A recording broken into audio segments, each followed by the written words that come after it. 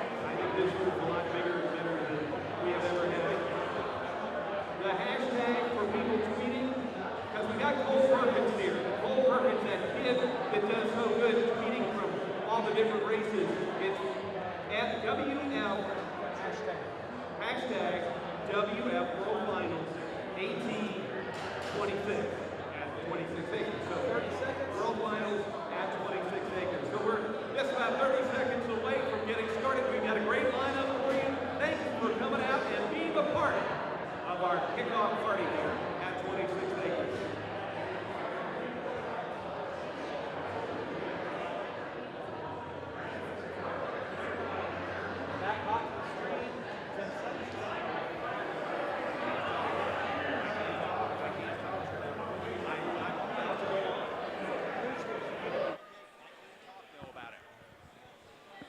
It's finally here, the kickoff to the Textron Off-Road World of Outlaws World Finals. After 9 months of dirt, grime, and busted knuckles, all dirt roads have led to the dirt track at Charlotte Motor Speedway.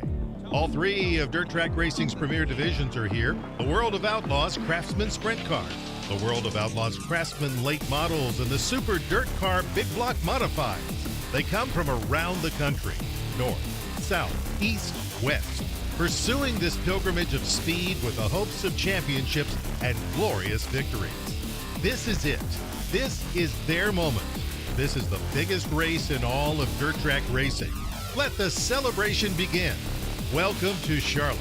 Welcome to the Textron Off-Road World Finals. This is a special edition of the Performance Racing Network's PRN at the Track.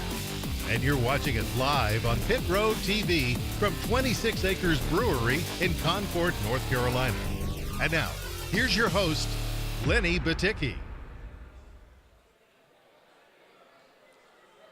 Welcome. You're looking live from all across the country of the globe on Pit Road TV. This is 26 Acres in Concord, North Carolina, Cabarrus County, where racing lives. This is the Textron Off-Road World of Outlaws World Finals Kickoff Party. And I'm Lenny Baticki from the Performance Racing Network, the host of PRN's At the Track, the grassroots show that covers all of the World of Outlaws, the Super Dirt Car Series, and much more. Our pleasure to have you here this evening, and we have great guests lined up for you, champions, soon-to-be champions, and many interesting guests to get to. And we're going to go ahead and start things off in a big way. A friend of mine, a guy that we all look up to now at Charlotte Motor Speedway, but he's still a guy that gets there and works with the grounds crew, whether he's helping them make sure that banners are up and that things look right, helping fans go, or being in the boardroom, making sure that all of the activities as the Executive Vice President get taken care of, not only at Charlotte Motor Speedway, ZMAX Dragway, and of course, as we get ready to do any and everything at the dirt track at Charlotte Motor Speedway. Let me bring up our first guest, the Executive Vice President of the dirt track at Charlotte Motor Speedway and all the rest of the Speedway's facilities here in Charlotte, Greg Walter. Greg, come on up. Got a microphone right here for you. Beautiful evening. Welcome to the set, and a big party on hand here, and going to go for 3 more days? Yeah, 3 more days. Turn it up. It helps if you turn it on. Not the brightest bulb on the tree. We got 3 days of racing.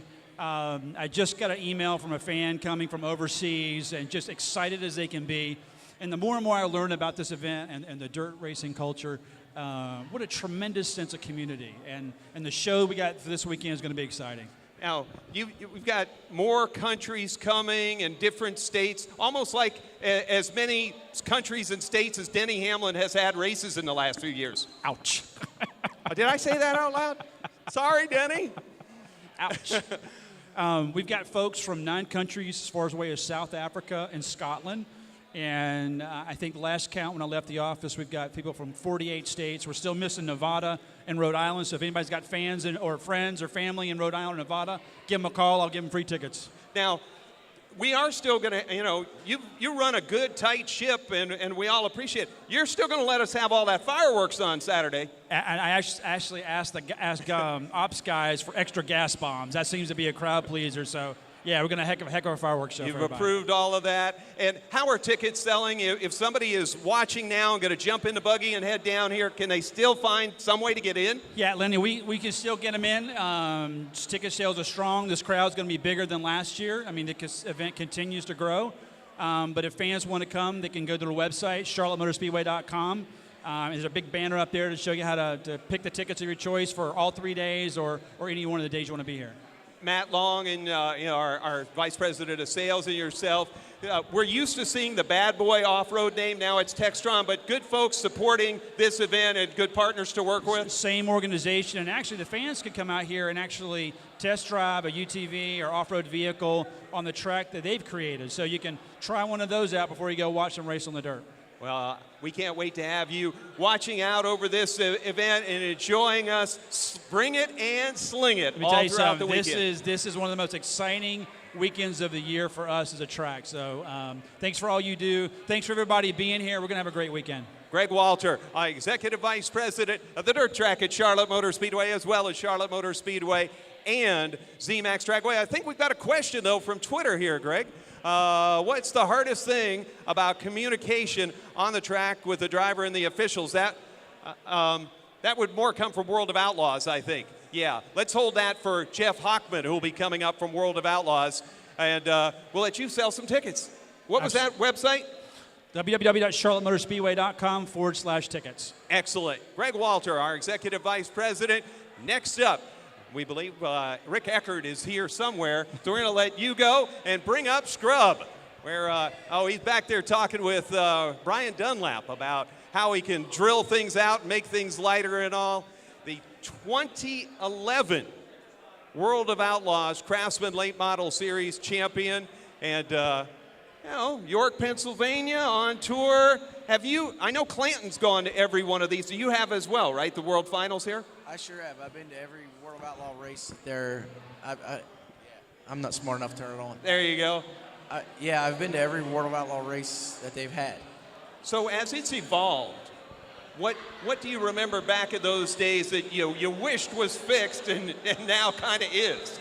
Well, they used to make the racetracks so wet and wide open to where it was really hard to race. Now they got a pretty good handle on the racetrack, and we thought they had really good crowds back then, and now it's like awesome. They got the whole back straightaway filled up. Soon they'll fill 1 and 2 up with bleachers. The way this keeps going. So they're all come to watch the stars like you out there on the racetrack, and you're about to go out for 3 days of fun. How's that hot rod? We came here and tested a week ago, and we picked up the pace, and actually our times were good, and that was pretty comfortable in the car. So I'm looking forward for the weekend. You've had a season of ups and downs and such. What's been so far the race that, whether you did good or bad, that you kind of remember from this tour? What is the mark to this point for 2017 for Rick Eckert? Oh, we only remember the ones you win. Yeah. We only won 2, so it's not hard. But to win here would be really cool because there's a lot of fans here from Pennsylvania, and most of them are actually sprint car fans. So it's actually pretty cool.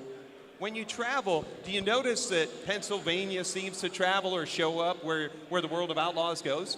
Yeah, there's a lot of great race fans in Pennsylvania, and they voice their opinion pretty loudly, and they're there. Did anybody ever tell you that York, Pennsylvania is in the middle of the part that does sprint cars more?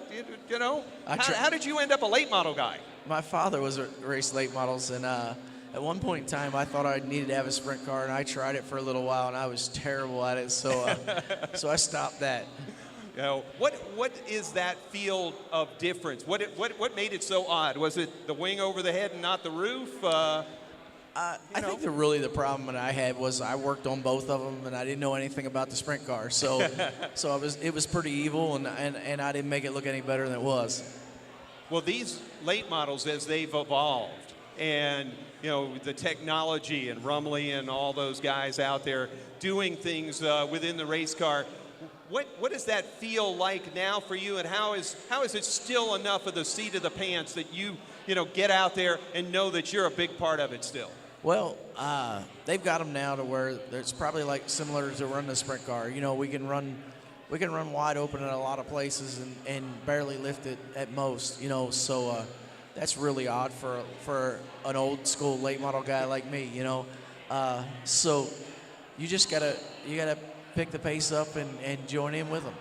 Well, Jeff Hockman's going to be coming up, the events director from World of Outlaws and World Racing Group and stuff. How do you want us to position the track over the weekend? You want it a little drier? You want some more moisture? You know, what can we tell them? How can we help you? You just tell him to have multi-lanes. You know, if there's 2 or 3 lanes, that's all we're looking for.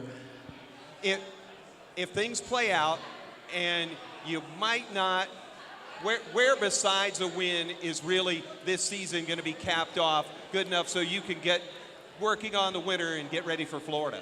Well, you know, we'd love to come out of here with a win or 2 wins, and you know, we'd love to run the top 5. When we were here in Testa the other week, they have changed the racetrack some. It has a little different banking. It races a little different. It was actually 1 and 2. I think you'll see a lot more racing around the top than you ever have. And 3 and 4, they helped the top there. So I think the race is going to be a little different. I saw Madden going into 3 during that test, and it seemed like there was just a little bit of a crown on entry and such. Is that a big enough thing that changes how you attack 3, or do you just drive through it and whatever? I'll be honest with you. I came the next day, and between that day and the next day, the track guys picked up on it and figured out how to fix that problem. That wasn't there the next day. Like, you just drive right in there, smooth as glass. So you're all set. Everything's ready.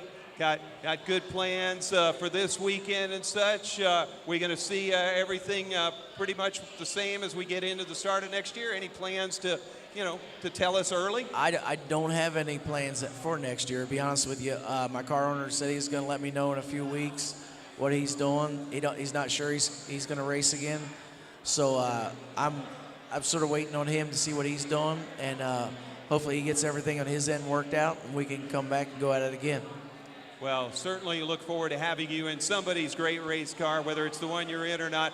Always a fan favorite from York, Pennsylvania. A big weekend ahead for you and a lot of great fans out there. What do you think, before you leave, of this crowd and how the fans react to you when you come to the dirt track at Charlotte? Oh, the fans down here are awesome. They hang out. They get dust on them. They cheer. They holler. And can you see that in the car when they're up and they're cheering for you out there? Oh, you can hear it. You can hear them cheering. And if you run good or you win, there's a whole bunch of them at your trailer after the races, which makes it even cooler. Well, they're going to cheer for you. How about a hand for Rick Eckert? Rick, thank you for joining us. Thanks for having me, man. Oh, our pleasure. We're going to get to Jeff Hockman from the World Racing Group. He's the director of events, not just here, but Dirt Week and all across things. And come on up, Jeff. Did you hear what Eckert said, by the way, about how he wants to track and all? So we'll let you get the mic and stuff. This weekend ahead, weather a little warmer again. Last year was a little warm and stuff. What are we going to expect from the track and the event? Well, I would expect a great track. We had a beautiful weekend last weekend, and the track crew, Larry Fink, Eric Fink, Dennis, Rob Platfoot, I mean, you saw what they did with 342 race cars. I wouldn't expect anything less out of them this weekend. How does that race the week before help not only the track, but help your crews get ready for this weekend that is just globally important? Well, it kind of sets the table, It allows us an opportunity to tie in some of our sponsors and tie in some of the competition, gives the track prep crew a little bit of time to see what they have. And, for us, what a great way to finish the season, to have 2 of the biggest events of the year right here in Charlotte. The entire year has been a success through. What do you see as the great things that happened in 17 for World Racing Group and such? What are some of the marks that you check off and say, that was an A+ event? Well, we always start out at Dirt Car Nationals, and that's an awesome event, 12 days. I mean, where else do you want to be if you live up north other than down in Florida with some sun? See the 3 premier series in the country, the Super Dirt Car Series, the Sprint Cars, World of Outlaw, Craftsman Sprint Cars, and late models. I mean, awesome. Obviously, like all the other promoters out there in the country, we dealt with rain all year long. That always makes it really difficult. But we started out strong, and I feel like we're finishing strong. So I'm looking forward to great things for 2018. What's the thing that you see in social media and such, when you do get rain like that, that fans, the public, don't realize that you guys really are doing and working on? What's some of the things we don't see that as you go to save an event that you guys do behind the scenes that we really should know more about? Well, what I do learn from that is that everybody out there on social media knows way more than us. They have all the answers. They're always right. But, behind the scenes, I mean, especially World Racing Group, we're special in the way that we're a sanctioning body, and we also put on events. Tom Deary wears one of the toughest hats in the world. He has to be the sanctioning guy, and he also has to be the event guy. And, there's a lot of conversation behind, wow, everybody got quiet. What happened there? Yeah, they're listening. When you say Tom Deary's name, no. But the toughest thing is there's a lot of conversation between all our series directors, our promoter, the event promoter, if we're co-promoting. We're thinking of the drivers, we're thinking of the fans. We're not just thinking, oh, maybe it's going to rain. What's the best thing for this event? What's the best thing for the sport? What's the best thing for the next event coming up? Well, we had a question, Tony, on Twitter, social media. What's the hardest thing about communication on a track with a driver and the officials from, up in the tower? What's the stick in that? Well, I think just if they want to listen. I mean, the race director has a tough... Are you saying that guys like Eckert might not have it tuned up enough in the earbuds? If they disagree, they may stop. Oh. They may discuss. But no, I mean, I think the race directors, as a general rule, have a great relationship with the drivers. But communicating with them is always tough because they're right in the middle of the competition. We're trying to put on the show, and those two have to mesh for a successful event. Does the communication with the drivers, is it more than what we know naturally? Drivers meeting, go out, race, have the race, receiver in their ear, the earbuds, the solo.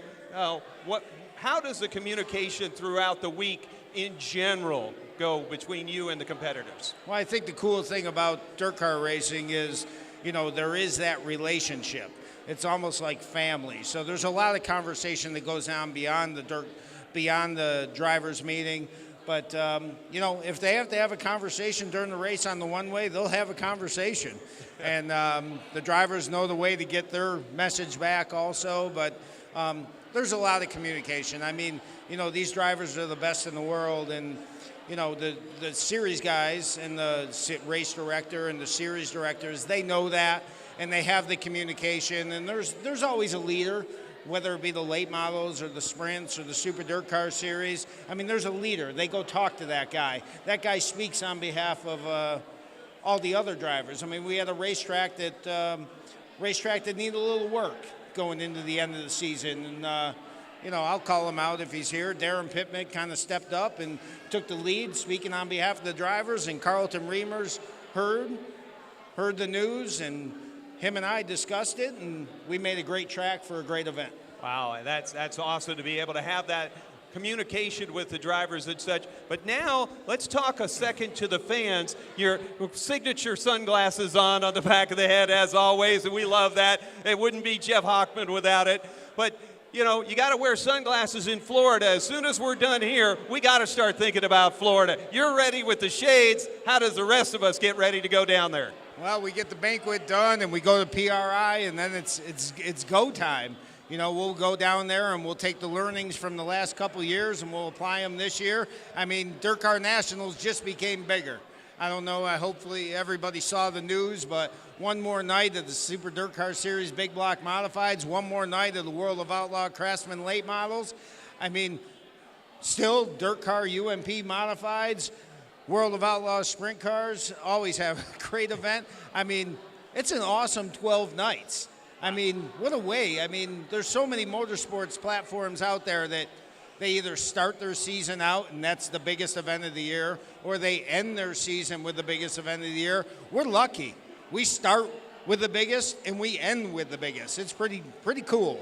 So those 12 days in Florida now are locked, they're set. Fans can go. Where should they go to that updated info? DirtCarNationals.com.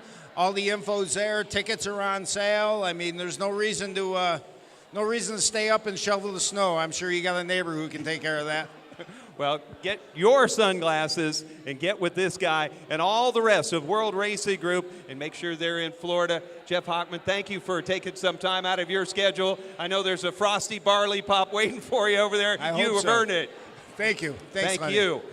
Jeff Hockman for the World Racing Group, the Director of Events. We've got Parker Price Miller coming up next, the law firm from Kokomo, Indiana, going to come up, the MOA Sprints champion. We don't get to say that often enough down here in Charlotte about the MOA Sprints, but congratulations on that from last year. What's it like now being up full-time ride here after, some dips and doodles through the season? But Parker Price Miller now has Parker Price Miller, World of Outlaws driver, Touring Series driver. How does that make you feel? It's a great feeling, but, I don't really consider myself an outlaw yet. I mean, yes, I've won an outlaw race, but, outlaw drivers, they don't let invaders win. And, we can't do that right now, but, I'm going to keep working as hard as I can to be on their level. But, I've always respected the Outlaws, but after being a part of their series and going up and down the road these past few weeks, I respect them a lot more. It's very grueling, it's very tough, but that's why they're the best. That win at Hobstadt, Tri-State Speedway there, Southern Indiana, how has that changed how people interact with you? How has it made you change? What is the significance that, we all dream of it. You have the reality now. Tell us what it's like. It's great, but I'm pretty level-headed. I don't really say much. I don't brag. My dad usually does that for me. But, it's really cool. You have guys like Shane Stewart, Kyle Larson, or Rico Abreu come up and tell you a good job, and, that's a dream come true, which it is. It's a dream come true, but I don't really let it affect what I think or how I race. I just know I go out and do my job every night and just perform on my level and, try and get another win the next night. You're certainly one of the younger racers out there. You're used to Instagram and all of those things. The lines of communication are very broad. You win the World of Outlaws race at Tri-State, and I would imagine that it blew up, as they say. Who was somebody that you didn't expect that whether they called, texted, or whatever, that gave you some words that really have stuck? Man, there's so many people that called me and told me good job, but, probably the biggest one would have to be, probably Shane Stewart. I've always looked up to Shane, and he actually texted my dad that night, and he said, give that boy a hug. He did a great job, and that's a dream come true. So, that was really cool to hear from him. But, there were so many people that told me congrats and, that told me good job that night. So, it was all a blur that night. I couldn't sleep that night. It was a great night, but, just hopefully we can keep on doing that from here on out, and I can perform on the outlaw level. You've got a group around you now that's seasoned on the road. What has it been like acclimating to that, and what have you already learned from this group that you're excited not only to run here this weekend at the dirt track at Charlotte Motor Speedway for the Textron Off-Road World of Outlaws World Finals, but really when you get to Florida and beyond for next season? What's that acclimation been like, and what have you started to learn? Yeah, I've learned a lot actually. I've came with a new team, so I've learned my new crew chief a lot, and we're just kind of working together. But the biggest thing I've learned is a clear mind. You're gonna have bad nights, but having a bad night and letting it go into the next day is not gonna help you. You just gotta forget about it. Clear mind is the biggest key to this outlaw deal. You race 90 times a year, so you're going to have more chances to have a better night. So I'm excited to start next year off fresh and run a whole season, and hopefully we have a good year and we can keep on doing this. You got to run here at Charlotte last year. Now with this new team and the car and such, what are you excited about being able to do to a higher level? Are you going to be able to? You got more steam up in that motor. You got more shock. What is going to be the difference maker that you're really looking forward to getting onto that racetrack with? We're getting our motor program better, but just us as a team, we got to get better, and I'm really looking forward to progressing with my team, and I think once we get comfortable with each other, that we can be a really good team together and show some people how that we belong here. Fans coming in want to get an opportunity to get some Parker Price Miller gear. Are you going to have some souvenirs somewhere out on the midway? Are you going to spend any time? Do you know any of that yet? That as folks are watching and then going to come here, do you have anything that you can surely tell us? I'm always open for autographs, taking pictures, or doing whatever. I'll talk to any fans. I usually talk to everyone, and I'm not afraid of anyone. So. But I don't have any shirts right now just because of the new car, so it's kind of hard to have shirts with that law deal and their rules with selling T-shirts. So, I'll have stuff next year and over the winter. But if you see me around at Charlotte, just don't be afraid to say hi and talk to me, and I'll sign your shirt or take a picture or whatever. And you've got all the social media for the younger crowd, right? Yeah, Twitter, Facebook, Instagram, Parker Price Miller, Parker_PM9. Follow me and and follow me around and see my results. We want the law firm shirt. We ought to have that proud. It's coming. Someday. It's coming. I promise. It's coming. Well, we look forward to the next win, to the T-shirts, and to watching you make some really cool laps out here in a quick hot rod. Thank you. I'm looking forward to it. Parker Price Miller from Kokomo. Oh, wait, Parker. Twitter has called. What do we got here?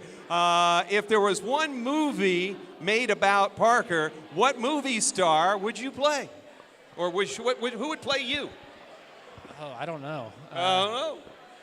Well, I like funny movies, so I'll just say Will Ferrell. Will Ferrell, Yeah. okay. So there you go. There's your answer. Parker says Will Ferrell. You got another one, Tony? No. Tony is our director. He just likes holding up the Twitter sign. I think that's it. Well, thank you, Parker. We've got more guests, more things happening, a full house here at 26 acres, an hour plus left to go. You need to come on out and be a part of the Textron Off-Road World of Outlaws World Finals Kickoff Party. And, wait, before we get to throw a pitch, we were going to go to a pitch, but no. How about 17-time race winner from Connecticut at the World of Outlaws Craftsman Sprint Car Series? He's going to sit here before we go to that break. This is David Gravel. Come on up, Gravel. Look at that. I didn't think you were making it out for hot laps. You made it out. Very good. Welcome. Thanks for having me. 17 wins. Could you have ever thought all that in one season? This has been a darn good year. It's been awesome. We won 9 the year before, and was hopefully going to match that, and to surpass that is definitely really special. What has been the difference in the driver? Because I know that the team, there might be, things that you don't want Donnie Schatz to know you guys are adjusting and stuff. But as a driver, you've got 17 wins now. What's been this difference in you as you prepare, as you go, as you race, as you do things on the track? What's David Gravel brought to the 17 wins this year that maybe as a veteran now you're doing? Just doing it more, putting yourself in that position, leading races, lap traffic, restarts late in a race. I think that's where a lot of races are won and lost, and I've won a decent amount of races in the last couple laps of A-Main, so it's just sealing the deal, and like I said, the more experience, the more racing you do, the better you're going to get at it. And my goal in racing is just to improve every year I race. And, so far that's worked out. When you watch how you race and such, who are some of the people in your past that you look to? Was it a Kinzer? Was it Doug Wolfgang? Who were the drivers that when you were coming up that you still kind of hope that you're making those things happen like they did? Who are those? Who do you try to emulate? Well, I didn't really grow up around the sport of sprint car racing. I lived in Connecticut where there was only asphalt tracks and watched NASCAR and all that. So for me, I didn't have that deep history of sprint car racing, but when I started following it, I really liked Lance Deweese when he raced in Pennsylvania in the 25 car. And, man, it's tough to say. Following Doug Wolfgang's stats, I really admired him for how many races he won in a short period, for sure. And You know, there's obviously always Steve Kinzer and Sammy Swindell looking at it and playing that sprint car game on PlayStation growing up. So for me, it's really tough to say because I didn't grow up around it. But Lance Deweese was like my first driver that I liked. I don't know what it was, but I just somehow got attached to cheering for him. And, you know, you always liked watching the exciting guys, Jack Honshield and all that. But, you know, you want to try to be the best and strive for the best. And, you know, Steve Kinzer, Donnie Schatz, Sammy Swindell, those are the people you want to be like. Well, certainly the best of the best. You were a go-kart racer. A lot of people, you know, tuning in and starting to get to know David Gravel, they know the 9 wins last year, like you said, the 17 this year. But you were a go-kart racer. If they're looking in, what made that the entry path, and what did you learn back then that maybe you still kind of think about now as you get ready? I actually ran quarter midgets, not go-karts. Go-kart, so, quarter midgets, yeah. It's pretty much a go-kart with a suspension. It's actually a midget shrunken down, really. So in quarter midgets, I learned how to arc my corner, run the correct lines, you know, take proper angles and stuff, and you had to pass people without wrecking them and stuff. So I think quarter midgets were really good. I think outlaw karts are really good for young kids that want to be sprint car drivers too. You got to be really aggressive in those cars. So I think there's positive and negatives to both, but I'm happy the way I did. But I ran asphalt my whole life growing up in quarter midgets, so it's just been a crazy path. I started racing micros after that and just fell in love with them and started traveling to PA every week. So it's been an awesome time. What's the advice you give parents to those younger kids that want to now be David Gravel, how their kids should progress along? What's the first thing you tell them? For parents, you got to make sure they want to do it. You know, sometimes parents force their kids something that they want to do, so they got to truly love it. And, you know, sometimes parents think every kid's going to be the next Jeff Gordon, like growing up in quarter midgets, and that's kind of the forcing the kid to do not what he wants to do. If he's really good at it and he wants to do it, you know, just let him do what he wants to do. And, you know, you might have to push him a little bit, but if you push too far, he's not going to want to do it. So I've been racing since I was 6, and, you know, I used to get yelled at, and I would cry and if I did bad in a quarter midget race and stuff. But it makes you stronger, and I don't regret anything I did, and it just all worked out. But you got to love the sport if you want to get to this level. You know, it's awesome to be a full-time World of Outlaw driver, but it is not easy, and it's not for everybody. So there's a lot of people that have come and gone in a year or two just because it's really hard.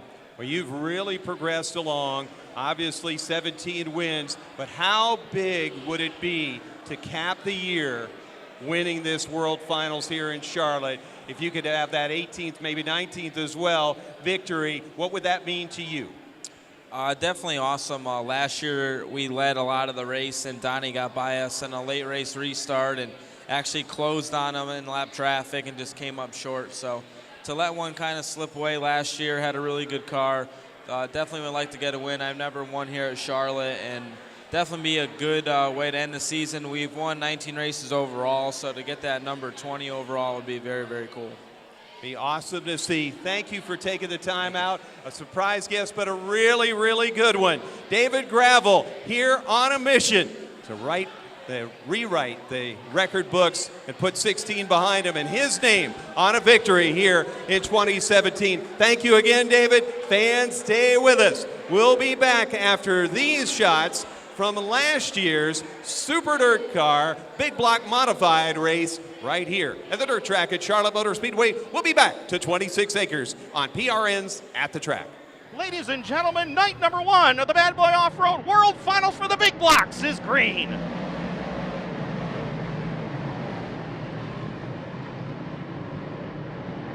First time down the back straightaway, it is going to be Matt Shepard in control as the field stacking up behind him. Stuart Friesen way up out of the groove. He looks like he's slowing big time in turns 3 and 4, but he picks it back up. He's lost a lot of ground to the race leaders here, but at lap number 1 of 40, it is Matt Shepard in control, looking to become the first driver to win 11 series races in a single season. That would break the all-time record set by Brett Hearn and Billy Decker as he brings it off the corner with the advantage, about 5 to 6 car lengths over Justin Hares, and is back to the third spot with Matt Williamson in the number 6, and being challenged by the Buckeye Bullet. Easy so far. Justin Hares, had a chance to chat with him earlier in the day. He told me he's got a pretty good race car. He said we should have been running this race car all year, but we brought it out at the right time for the big paying shows, and right now he's in the 2 spot and looking pretty stout right now. The 6M of Williamson back there in spot number 3, and Williamson kisses the wall coming off the corner.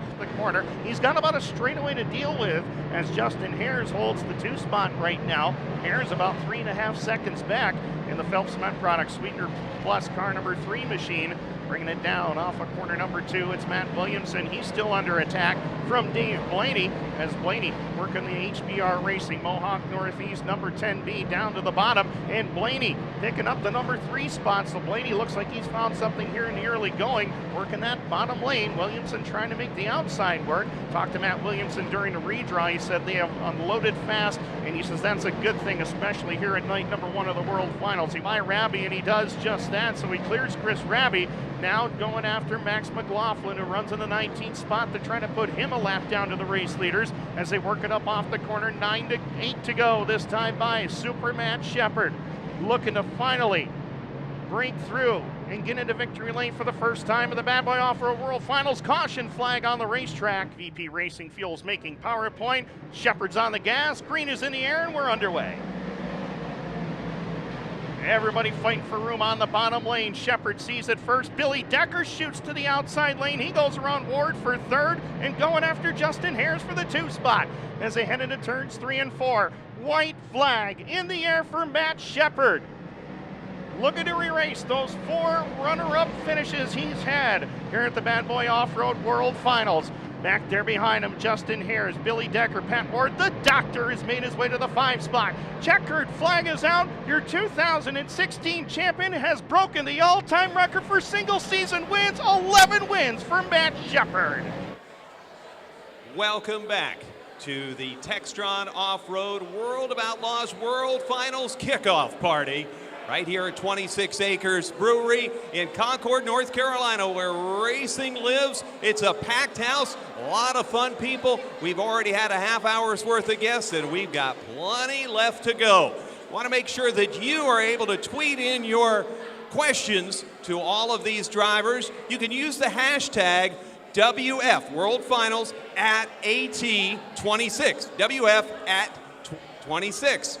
So please send us in your questions for maybe our next guest. Currently number 5 in points, 8 wins, 56 top 10s. Those need to be top 5s. You are a beautiful driver, just like them all. 56 top 10s, they should have been top 5s. You know, but those 8 wins, that's not bad, is it? No, I mean, you know, we partake in a really, really tough series. I just looked at our last press release that we had. We're going to have 86 races at the end of this weekend. It's a lot of races from February to now. And obviously, when you have that many races, you have a lot of what-ifs.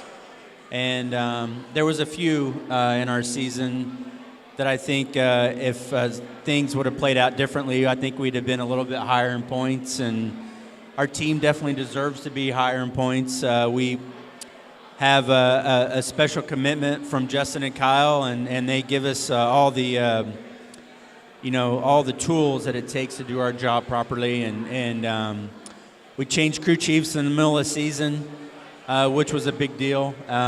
Obviously, that's not really something you ever want to do, but I think it worked out well for us. And Lee's been a big part in our team, and we've won a lot more races at the end of the year as you know, compared to the first part of the year. So I'm looking forward to next year. I'm excited to end the season here. This has become a huge event, and obviously it's exciting to be a part of it. And we're knocking on the door to be 4th in points, and I think if we have a good weekend, we might be able to do that. So we'll see how it all works out. You mentioned the crew chief move, and not to know what it was about, but building that trust and that moment when trust is really earned and bought in as a driver to that guy.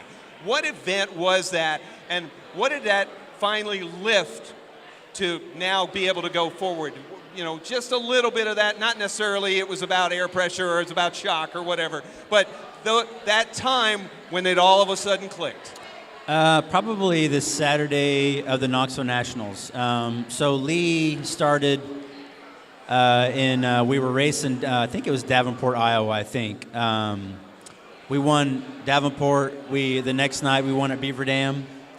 2 totally different racetracks. And honestly, after Beaver Dam, we're like, man, this is going to be great. This is just easy, right? Yeah.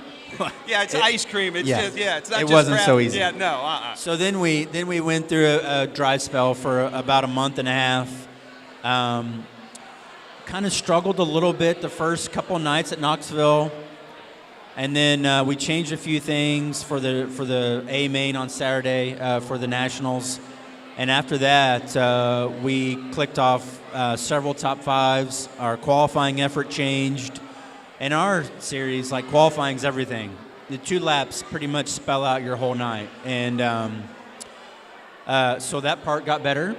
And our finishes got better. We were able to win Gold Cup, which was a big win for us.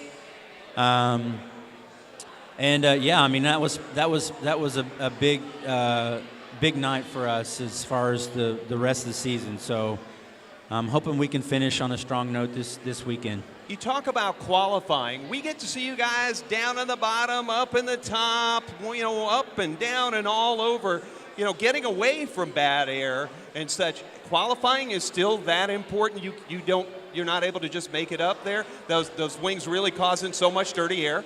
Well, I mean, if you look at our format, when you qualify well, you start up front in your heat race. You can't put 2 really good race cars on the front row of your heat race, and if you're starting 3rd or 4th, very rarely are you going to be able to outrun those first 2 cars that's starting on the front row of your heat. If you run the first, 1 or 2 in your heat race, you get in the dash, and I think with our series, if you don't get in the dash, it's going to be pretty hard for you to win the race, because you're going to start, if it's a decent format, you're going to start 9th, and that's pretty tough to do. It's been done. There's been several guys that started 17th, 18th, 19th, and even 20th, and have ran well and won races this year, but it doesn't happen very often. So, the level of competition is so stiff in what we do. Those 2 laps are very, very important, and I felt like our team has gotten a lot better at doing that, and our finishes have shown that.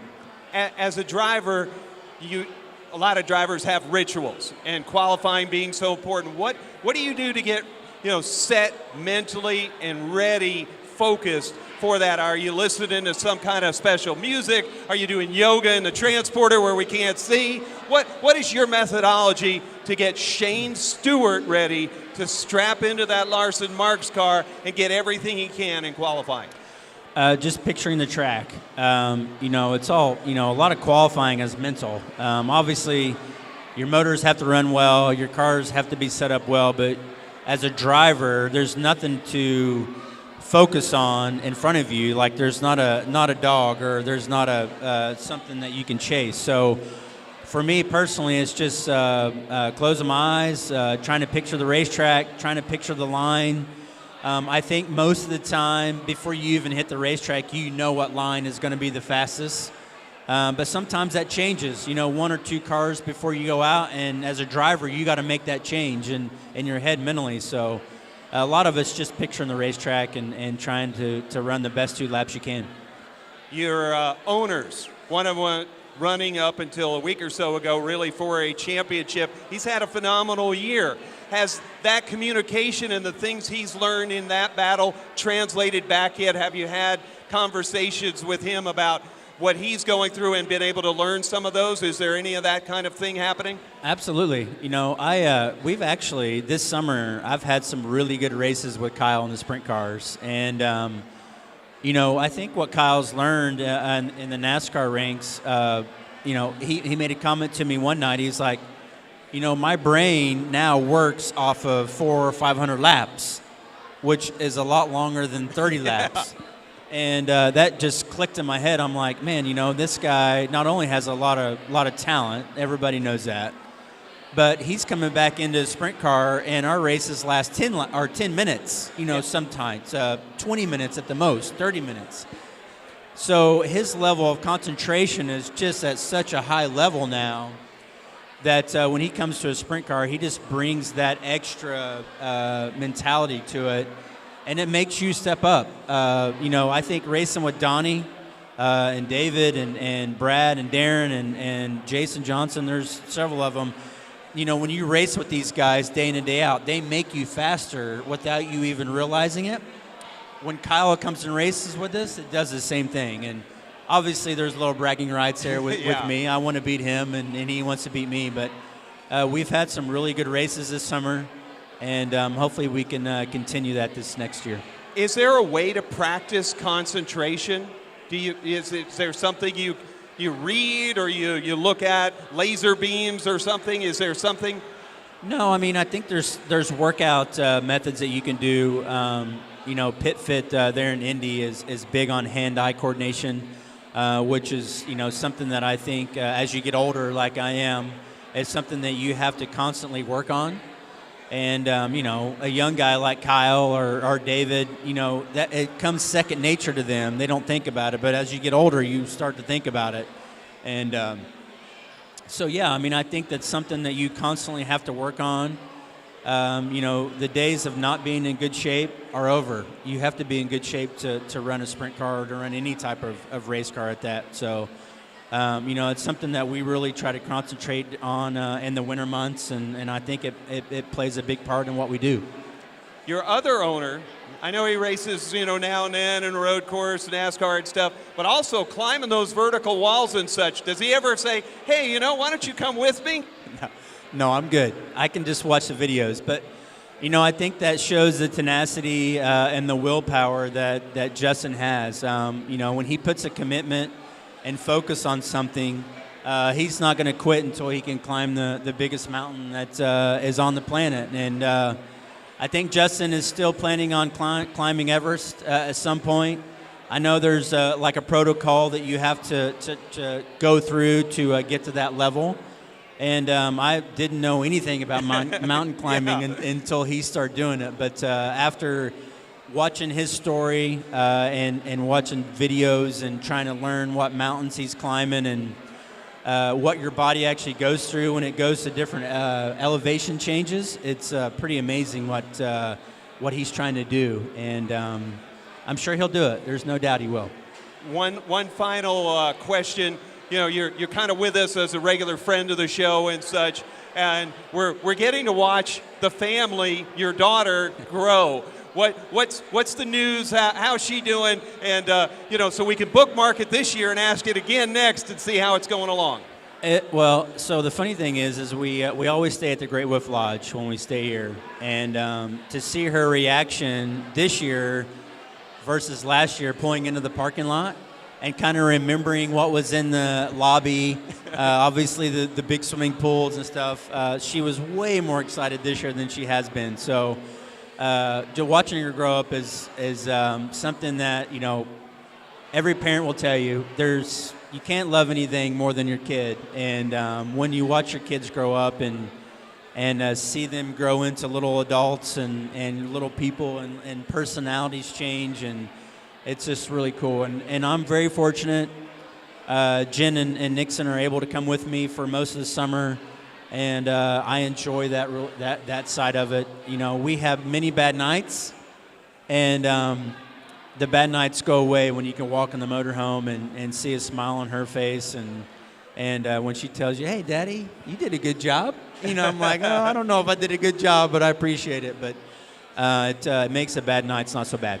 Well, you always make a great guest on any of our nights. Shane, thank you for taking the time to be with us. Can't wait to ask as this year goes by for her and you and the family, and watch you climb the Everest that is the World of Outlaws Craftsman Sprint Car Series up to the top of that mountain. Thank you. Appreciate it, buddy. Thank you. Shane Stewart, everyone. Make sure you follow him on all the social media. And remember, we have a hashtag WF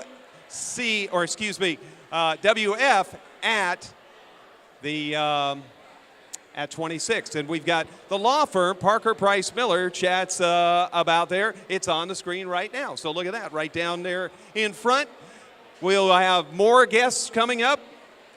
We've got, there's Brett right over there. So Brett Hearn going to come up next.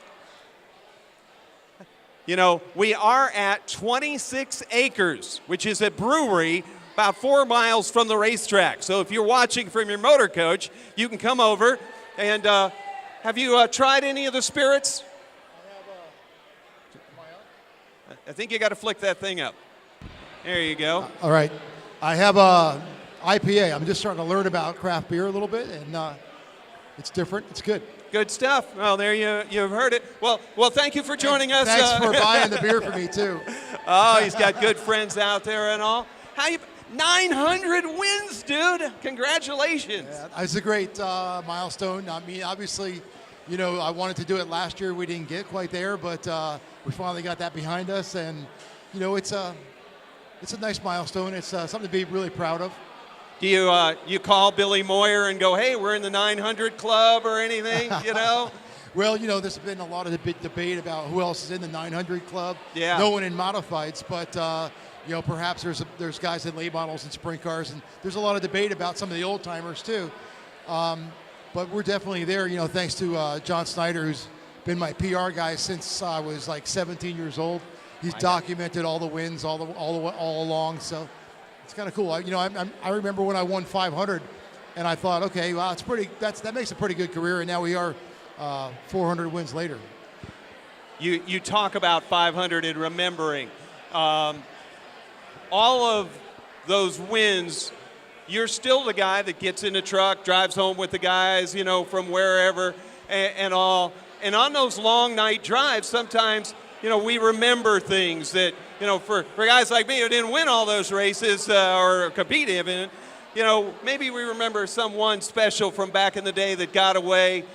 What does a driver remember after 900 winning trips home, but 900 or so, maybe more? What is that one thing at 2 in the morning, that one race that just sticks there, whether it's a great win or one that was close? What race is that at 2 in the morning that still comes up in Brett Hearn?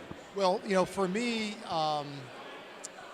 we focus so much on the next race. Sure. And we don't reflect a lot, honestly. And, of course, the bad things, they kind of fade away, and the good things stay in the forefront of your mind. And, you know, I mean, just I vivid memories of my first win at Eldora, my first win at Eastern States, my first win at Syracuse, and the rest is a lot to remember. Syracuse is a storied place for the Super Dirt Car Series and such. Expound upon that first win and what those feelings and what you do remember from that. Well, I was very young.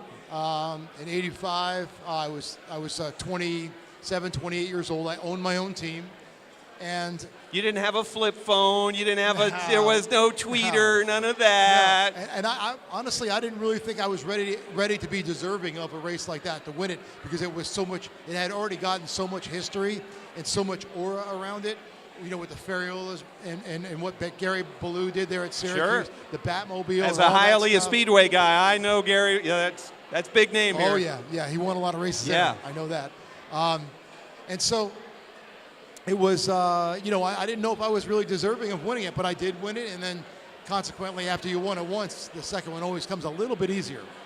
The guys in that field and the races leading up to that, who were some of the guys that you look back on and go, wow, this career, I was ahead of that guy back then and such. Somebody you respect so much that you would remember from those days. In the early 80s, when Gary had gone and left Syracuse, it was Jack Johnson. Yeah. He was always fast there. Bob McCready was very fast at Syracuse. And those guys, you know, they were the older statesmen. They were the guys with all the experience. And Merv Treichler, Jeff Bodine was there a few times. Mm-hmm. So, you know, those guys were like, wow, if I could beat those guys, that's saying something. If you could look through the field at some of these younger drivers coming up and such, what is the path that you recommend to them? How do you try to help them along with the experience that you have? How do you share that? What are you telling some of these youngsters?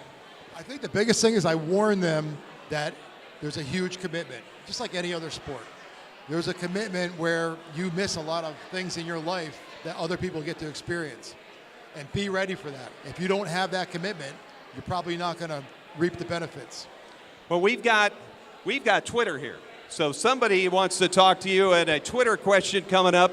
If you're going to take a win at Charlotte this weekend, with all the competition, what's it going to take to win here at Charlotte? That's what they want to know.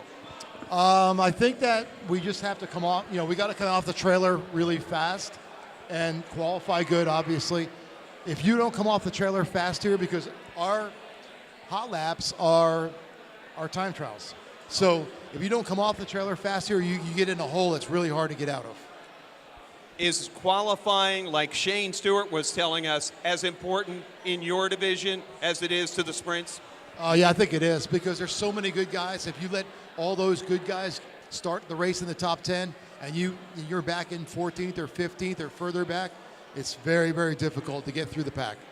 You talked about the 80s and being young and winning there. Now as the statesman, and I won't say elder statesman, just statesman of the big block modifieds, and you look at some of these younger kids, who do you see that could have been there with you back in the 80s? Who drives with a style that you're like, that's still getting it the way I would say somebody should get it? Well, I think in our day and age right now, you've got the Matt Shepard and the Stuart Friesen, and those guys are those guys in their prime, in their 30s, that have 20 years experience. Yeah. How do you get, you got to get 20 years experience when you're in your early 30s or mid 30s is saying something, and that's why those guys are so good. And then, Matt, I never take anything away from Matt. He's done an unbelievable job, and sure. And he's done it kind of the way I've done it, or I did it, which is work on your own stuff. And now he owns his own stuff. He's got a lot at stake. So I have a lot of respect for where he's at in the sport and where he came from, and I hope he has the same for me. Stewart, on the other hand, he's just a raw talent. He's more just a raw talent guy that can make a lot of other people around him look really good, that work on his stuff. And I don't know if he's he's definitely not in the same mold as Matt Shepard or perhaps myself, but he's just as good. Well, we certainly have a lot of respect for you and appreciate you taking time to be here. It's always great. I always tell them, please bring Brett here, because to learn from the things that we do, we appreciate it. How about a hand for Brett? Thank you. 900 wins sitting here next to us. We appreciate you taking the time. Go try a few more. 26 Acres got all kinds of good stuff for you. Brett Hearn, everyone. And we have our next guest has been a part of racing here in the Southeast for years, but not necessarily in the world of outlaws. He represents PFC Brakes. Chris Stillbeck, a winning late model racer in his own right, all around the Southeast, and PFC Brakes putting on not only what you're doing with us, but you guys support racing and support the grassroots. How much does that commitment mean to everybody in your company? Well, all real racing starts in the grassroots. It all starts with these dirt racers, these asphalt racers. Anything short track racing is near and dear to the PFC hearts, and we're glad to give back all we can to these racers. I tell everybody all the time, there's no other racing series larger than the dirt racing series. So we're glad to be here, glad to give back a little bit, and glad to have our parts on a lot of these guys' race cars. PFC Brakes always has one of the great booths up at the PRI show and such, and I know you got to be getting ready. The decorations got to get up to Indy in a little while. What are you going to recommend to the world of outlaws of the Super Dirt Car Series as we get ready? What should they be looking for, and what should they maybe even be bolting on for this weekend at the World Finals? Well, we have some of our customers already ready to go, and we ended up second in one of the largest, super dirt late model racing series this year with Tim McCready. We've got that ZR24, ZR94 package. Our dirt sales rep just walked in over here, Randy Keene. He's done a really, really badass job this year getting these guys converted over. So anybody that wants to pick up a couple of tents, just go talk to Randy over here and he can set you up. You know, if somebody's watching at home or even here in our audience that does have a question, want to know something maybe more that, you know, they just can't learn on the website, how do they interact with you guys? Well, we've really changed the game in the dirt market as far as braking goes. You know, a lot of these guys, you know, when we first introduced our calipers into the dirt market, they don't realize how much of a role braking plays in the success of their racing. You know, there are a lot of our competitors that have calipers. They don't focus a lot on the performance of the calipers or even the pads for that matter. And, you know, we try to let the tire do the work. And, you know, when you work with our, you know, we try to treat our customers more as clients rather than customers. So when you purchase a PFC package, you get that, you know, that service along with it. So we can just check on not only social media, but on the website or give somebody a call, right? Absolutely. We've got our website, pfcbrakes.com. We've got Twitter at pfcbrakes. We have our Facebook page that you can log on to. And then, you know, we have plenty of information all along the way on all those social media sites. Well, Chris, on behalf of all of us at the Performance Racing Network, the World Racing Group, thank you for helping us get on pitroadtv.com. And, you know, we got a thirsty crowd out there. Is it beer break time? It is. It's a PFC beer break. I've got some drink tickets in my pocket. Randy's going to have some tickets to give out, so we want to buy a round for everybody in the house here tonight and get this pep rally kicked off right for this weekend. PFC Breaks, Chris Dilbeck, beer break time for you. And while we get a little bit of the great stuff from here at 26 Acres, we're going to let the video fly from last year's World of Outlaws Craftsman Late Model Series right here at the dirt track. We'll be back with more of PRN's At the Track from Cabarrus County. We are about to go green flag racing. Richards and Madden lead him into turns 1 and 2 for the first time. Madden on the high side. Madden working the top shelf on Josh Richards. They go into turns 1 and 2. Madden with a slight advantage going into 3 and 4. On turn number 4, leader lap 1, Chris Madden. Madden, your race leader. Richards right there. Oh, he about got to the side on Chris Madden.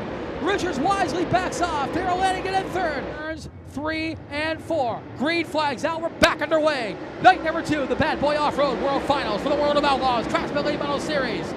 And Darrell Lanigan around the outside of Josh Richards. He'll take over second. Shane Clinton's going to try to go by as well. Tim McCready falls way back to 6 as Dennis Erb Jr. gets by him as well. Put Erb Jr. in the 5th spot. Darrell Lanigan, the 2nd. Josh Richards, the 3rd. Here comes Shane Clinton on the high side of Richards. A slew of former champions. 2nd, 3rd, 4th, and 5th. 3-time champion Darrell Lanigan 2nd with the 87 of Ross Bales. 34 in, 16 to go for Smokey. Chris Madden with the 44 car. As Richards to the inside of Lanigan, side by side. Lanigan with a slight advantage into 3 and 4. Lanigan in the middle of the racetrack. Richards hogging the bottom. Side by side once again. Lanigan with a slight advantage in the line. Shane Clinton has gotten away from Dennis Erb Jr. for now. Richards up ahead, pulls up in front of Lanigan, takes over the 2nd spot. Goes up high, Madden on the bottom. 5 laps to go. 5 laps to go for Chris Madden. Can he hold off Josh Richards, who's not only chasing Madden, but chasing history? Richards right there, and goes to the bottom, and it turns 1 and 2, 3 and 4. Richards with a pass, a slider, coming out of turn number 4. At the line, Madden by just barely 4 laps to go. Madden and Richards fighting it out. Richards chasing history, that 18th win in the single season. He's in the lead now. Off of turn number 2. He'll go into turn number 3. Come on turn number 4. One last chance for Madden. Not going to do it. History made. 18th win of the season for Josh Richards.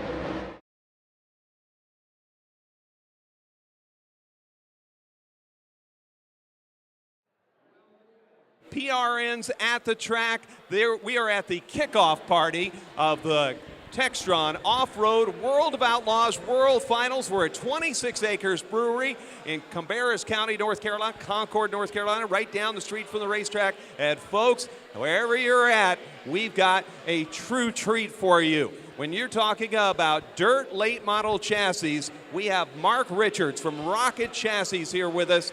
Mark, just the year has been phenomenal. The teams have been fantastic that have, put and bolted together and went out and raced, but a lot of it has to start on those tubing racks, on those jigs, and all that you have up there at Shinston.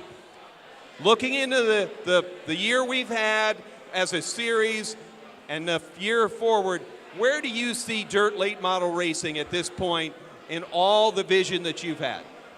Well, first of all, we have a really great crew back home, at the shop where it all starts.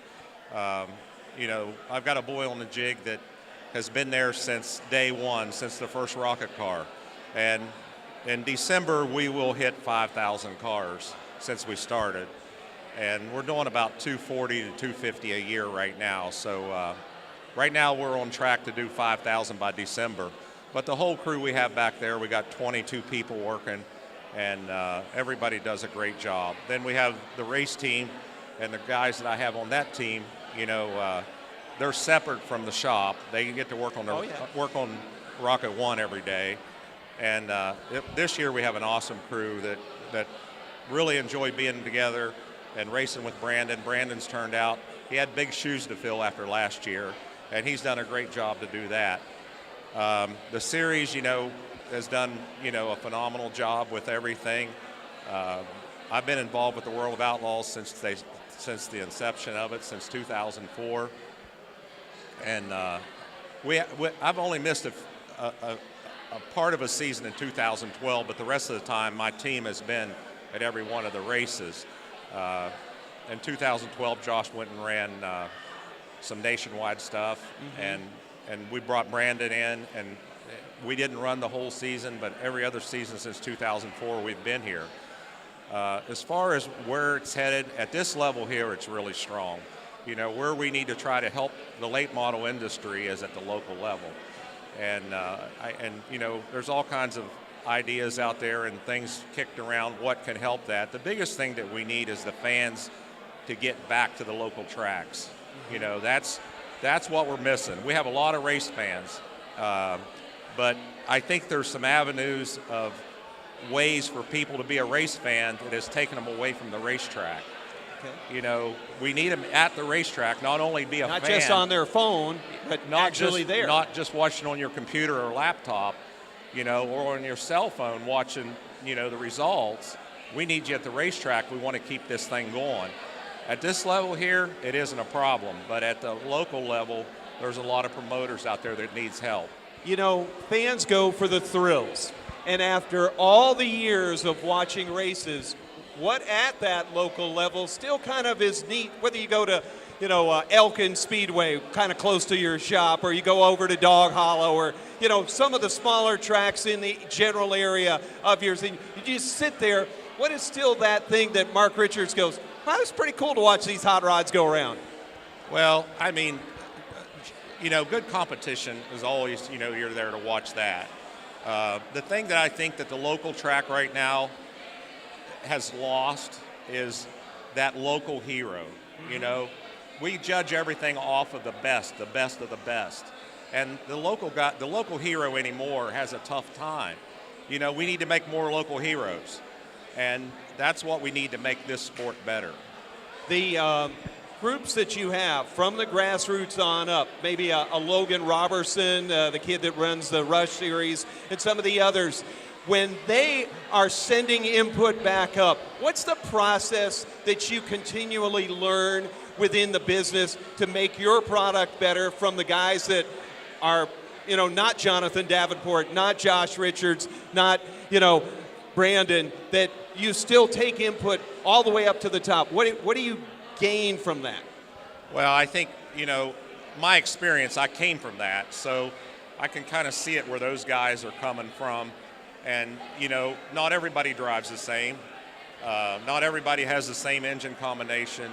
There's a lot of factors, and it makes our job tough in order to have a car that's universal enough to where anybody can take it and race. A long time ago, a friend of mine, when I first started building chassis with Rocket, I've been building chassis a long time, I started in 1974 building chassis with my brother, and along the way I was with Ed Howe, and I was with Ed Howe for about 5 years, and Rodney Combs and I was in business with a company called WRC. But since I started Rocket, a friend of mine told me when I first started it, he said, you got to build a car that the average guy can drive.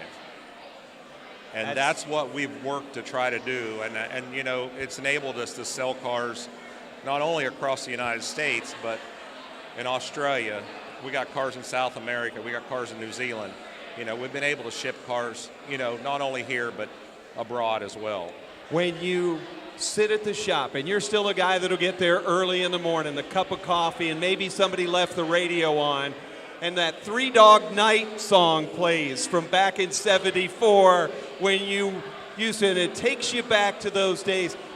Can you believe, what is that emotion like? What would you tell yourself back then? Maybe a little longer, darker haired version of Mark. But how do you bridge all of that, and what is that feeling like to think back and then to actually be standing where you and Rocket are now? Well, it's, you know, when I look back at it and think about all the stuff that I've done to get here and the people that were involved along the way, I really had a chance to work with some really good people, and that's what was big. I mean, Gary Blue and I, which you know who Gary Blue was. Yep. You know, Gary and I had a pretty good connection back in those days, and I was actually with him at Syracuse with the 112 car. Wow, there's the a back picture car. There's a Yep. picture on the internet with me being there with the car. You know, I look back at that picture this year, and I think, you know, all the stuff that was done, Gary had a big influence on my decision to go in business without Rodney, because Rodney Combs and I were in business together, and he said, you need to get out of here, you can go do this on your own. And Gary had a big influence. But guys like Ed Howe, those guys, I learned a lot from those guys back in the day, and probably Ed had the most impact on me as anybody, and his work ethic was where, you know, I really learned from him a lot, how to do the work ethic part of it. I stopped and seen him last year. It was the first time I'd seen him in 25 years, and it brought back a lot of memories, Lenny, I tell you.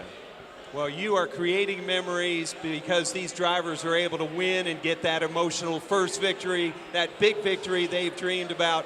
And you've got a new driver in your house car. He's over there. He's going to be our next guest. How would you introduce the wheelman that is leading the points in the World of Outlaws Craftsman Sprint Cars, your Rocket House driver? We'll let you do the intros for your guy. Well, we got this young guy from Illinois that, you know, I seen him. It must be Ray's time because he's downplaying you right now. Yeah, I seen him drive the first time when he was 13 years old, and his dad raced, Steve Shepard, and I didn't even know Steve had a son. That's how much attention I was paying. And anyhow, one night was at Lincoln, Illinois, and I asked somebody, I said, why is there 2 5 cars here? And they said, well, Brandon's driving one. I said, who's Brandon?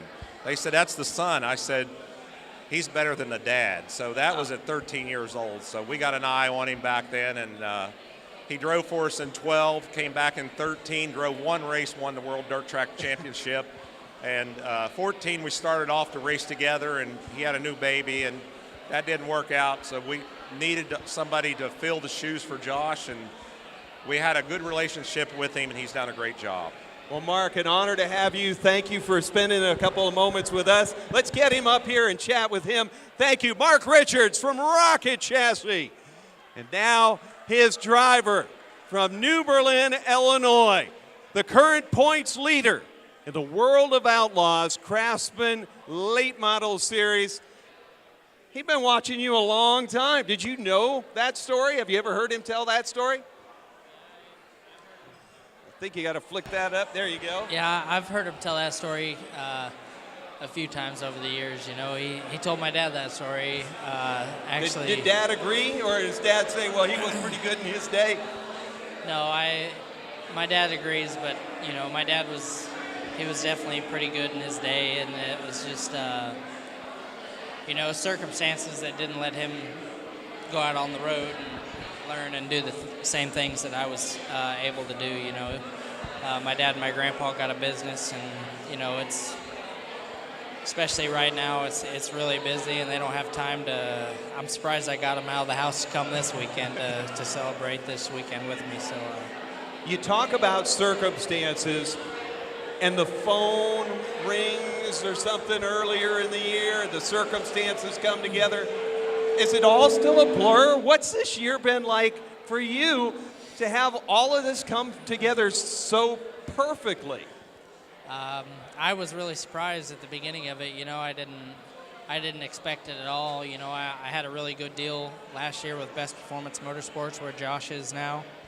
And, you know, I just made I had some personal things come up and just made the decision that I was going to go back home and drive my family-owned car. And we had a lot of successful seasons before last year, you know, and we had a really good season last year, too, with Best Performance. But, you know, my grandpa and dad they love racing, and they like to be involved with it as much as possible. And, you know, as soon as I went back home, it wasn't, you know, a month later, I was working at my dad and grandpa's scrapyard, and I get the phone call from Mark, you know, and when Mark calls, I, you know, pick up the phone instantly all the time. So and he, you know, asked me what I thought about it and told me the situation, and, you know, I told him what I always tell him every time he calls, you know, my bags are always packed when it comes to him, you know, I can't pass the deal up like that, and it's, you know, since the beginning of 2012 when he called me to come drive for him the first time, it's just been my learning curve sped up so fast. You know, Mark and the whole group of guys that we got is just, they're so talented and experienced in the business that it definitely made me learn a lot quicker. So, in the race car, in the tests and things like that, but you also got kind of thrown into a big national commitment, a brand on your car that I would imagine has brought you to places that, you know, trade shows, things like that. You know, what's the learning curve been like that, and what's some of the fun that you didn't expect from being, you know, a spokesperson for a national brand at this level? Well, it's definitely been a little bit different, but the year before I got with Mark, so 2011, I was introduced to some people at Valvoline, and you know, we developed a pretty good relationship and had plans on, you know, making a little bit of a deal just for my personal car, you know. And then Mark called, and they were already talking to me, and I already had a pretty good relationship going with Brad over there, and it just, everything worked out really well. And I don't know how I got as lucky as I did, but everything just worked out to my benefit, I guess. And this year, you go to Florida, things go good, you're starting to pick up these race wins and all. When does it kind of come around you that, yeah, this is, I'm Brandon Sheppard, that's my car, this is, you know, I'm here now together. I'm a part of this deal. It's not a dream that I'm going to wake up from. I wake up every day and the one's there.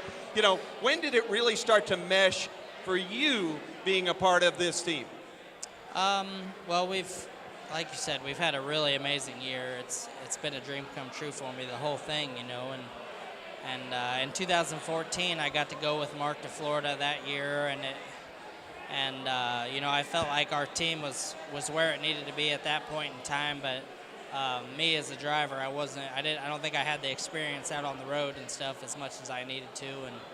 And since then, I've had 2 years worth of Lucas Oil racing, and just a lot of traveling. And when you got to travel that much, what's the one thing that you forget? You got something that you still, I didn't pack toothpaste, or, you know, you got any travel stories? No, not really. I mean, my bag's always packed. When I go home, I got a totally different wardrobe that I don't even mess with it. I just leave my bag packed all the time. You never know when something extra is going to come up, and we might have to, you know, go test somewhere or swing out for the next trip or what.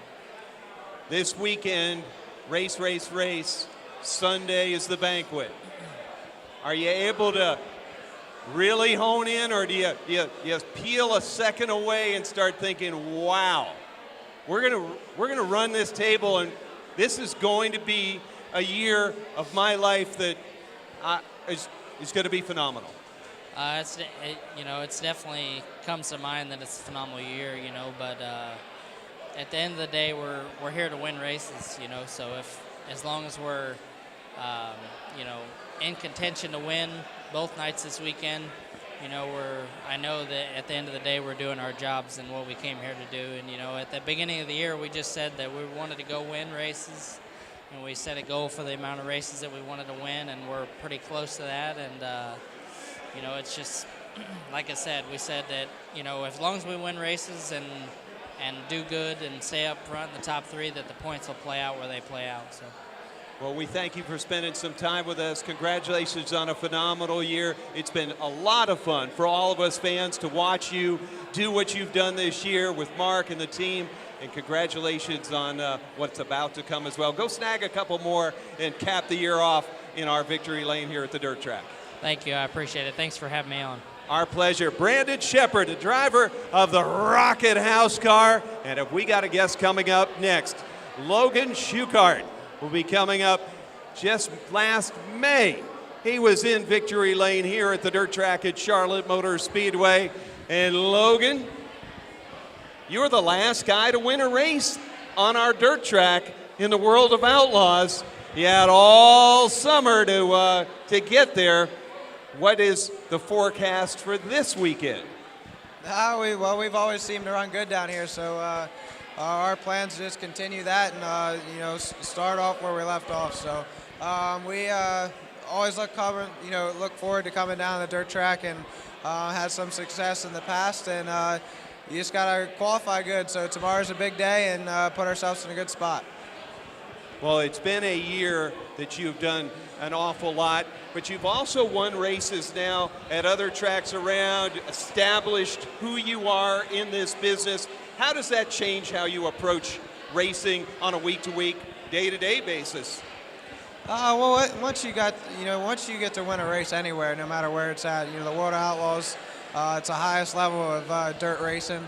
And there's a lot of great competition, you know, all throughout the world, but definitely the World of Outlaws is where it's at, and there's just tough drivers, tough crews, the best crew chiefs, and, you know, they're prepared to come and, you know, win every night and, you know, go after that point championship. So once you get to win a race with them and put yourself in that position, it gets you your nerves calm down a little bit, and you more focus on your experience and what you've learned in the past and how to make yourself better. So it's just to take the notes that we already have, make the right decisions at the right time, and put ourselves in a good spot. So if you're starting in the top 5 on Friday or Saturday, you know, you have a good shot to win that race. So we just have to put ourselves in position and go from there. Solidly in the top 10, 4 wins. How has the season been from your perspective? Some of the things that you kind of mark as that was a really special time for me and the team. What was the year like for you? Obviously the wins. It's our point championship has slowly gone down between the truck breaking down at the beginning of the year. So that's some of our low points. But our wins, you know, started 19th in Hanford, California, and won that race. We won a race at the famed Eldora Speedway, won a race here in Charlotte, the dirt track. You know, those are some big races. And when you mention that, you seem to have a flair for the dramatic. Starting back there at Hanford, working your way all the way up. At Charlotte, a race with all the glitz on Coca-Cola 600 weekend. What is that little extra that those situations turn up in you that you're so good in that part of it? Well, I don't know. Maybe we just like to be good under pressure. Or, I'm not sure. You know, we put ourselves in bad positions, but it's one thing that this team's proved is that you never give up and you keep pushing. So you never count yourselves out, and we don't count ourselves out. So you just keep pushing, and we keep working to get to the front. And sometimes you end up there, sometimes you don't. But you can never quit, and you got to keep working towards it. Shane Stewart, Brett Hearn, and in the big blocks have both talked about qualifying. What are one or two of the keys that are going to have to happen, theoretically, to make sure that you're not only the winner from Charlotte in May, but to come back around and close this weekend out with another one of those dramatic, big-time wins that Logan Schuchart is so famous for now? What's it going to take to win here at Charlotte again? Well, to qualify, I mean, you got to read the track. You got to make sure the car's running good. So I got a good guy working on the car right now. You know, that's one of the things that we've had trouble with this year, going through crew help. But Joe Mooney's been helping me for about a month, and he's done a really good job. And so I have confidence this car will stay on the track. It's not going to fall apart. And, you know, Michael Newman builds us a great engine. It has a lot of horsepower. Charlotte's a big half mile, so it's got to pull you around there and just run a smooth lap. So that part's up to me, and those guys do a great job. So hopefully we can get a good qualifying run in tomorrow. Well, we typically wish drivers a great qualifying and then the win. But from us, our fan standpoint, the excitement you bring when you don't qualify well, it comes through the field.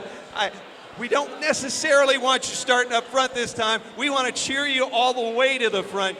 Good luck this weekend. Logan Shugart, thank you for taking time to be with us. All right, thank you. Thanks for having me. Logan Shugart, our guest here, and have we got another one coming up for you? A young man that has worked his way into the sport from all kinds of different angles. California, Missouri's Calvin, or Knipp, where's your little flat, you know, your buddy? Haven't you been doing that on social media? Is that one of those? Nah, he's going to make it here tonight, but. War Sprints announcer. Oh, Carter, the wingless auto racing. Yeah, no, he's in school. This is his senior year, but he couldn't be here tonight. He actually got hired by the Hills Racing and Sam Haverty Jr., and he's going to be working for them next year. So he's kind of doing the announcing thing and kind of doing his own. He wants to be a crew chief, you know, coming up in the upcoming years. So he's going to be doing that. So this has been a season of learning, of being able to go out and try things and such. What's some of the stuff that, you know, has wowed you, and some of the stuff that you went, whoa, that's not the way to do it? Well, yeah, this outlaw deal was definitely a big jump for my team and I, even my crew chief, you know, and just learning everything about how to do it their style and get up to speed and compete in them, the setup, you know, everything we got thrown at, you know, so we had to react fast, and I feel like we've done a pretty good job reacting, and we finally found speed, and we're learning and growing as a team. So I'm pretty thankful on how it's gone so far, and can't wait for next year.